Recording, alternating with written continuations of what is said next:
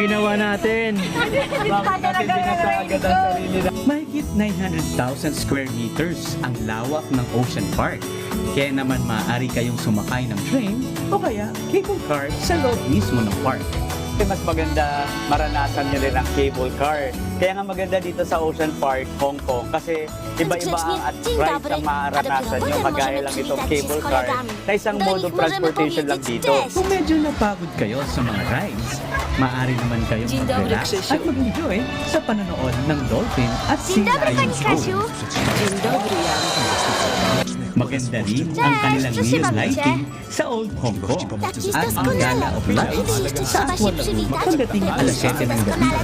At para sa mga animal lover na tulad ko, kita rin dito ang pa-cute giant panda kung saan matagumpay nilang napapanap.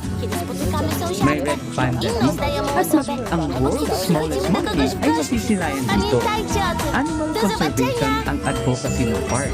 Kaya hindi lang for display ang iba't ibang rare animals na kanilang inaalagaan, kundi nagagawa din nila itong paramihin. Kabilang narito ang marine life kung saan masisilayan sila ng malapitan, tulad na lang ng mga penguin.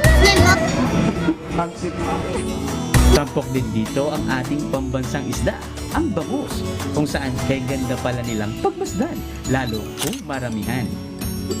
Sa Grand Aquarium naman masisilayan ang iba't ibang uri ng marine mammals, isda, stingrays, at naglalakihang mga pating. Review mo tayo mga kasambahay. Alam niyo ba kung gaano kakapal ang giant viewing panel dito sa Ocean Park, Hong Kong? Ganito sa kalapad, 68 centimeters. Kaya naman tingnan niyo naman kung gaano kaganda. Diba? At kitang-kita natin ang iba't ibang lamas-dagat na sa ating karagatan.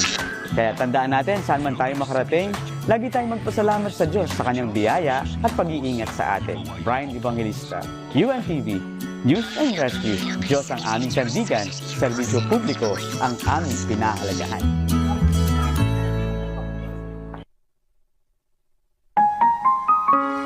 At sa ating pong iiwang mga salita ng Diyos na ating sandigan mula sa aklat ng unang Pedro, Kapitulo 2, versikulo 21, nagsasabi, sapagkat sa ganitong bagay, kayo'y tinawag, sapagkat si Kristo ay nagbata dahil sa inyo, na kayo'y tulumanan ng halimbawa, upang kayo'y mga susunod sa Roku 17-15.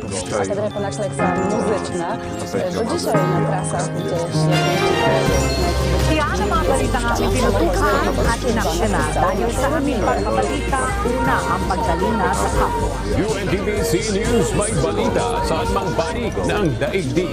At dito sa UNTV News, ang aming sandigan, serbisyo publiko ang aming pinahalagahan. Magandang tanghali at Happy Weekend!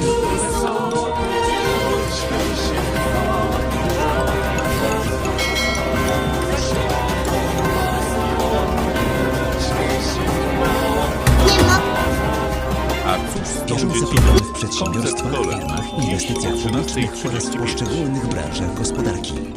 Możliwości pomocy ze strony państwa dla pracodawców i pracowników.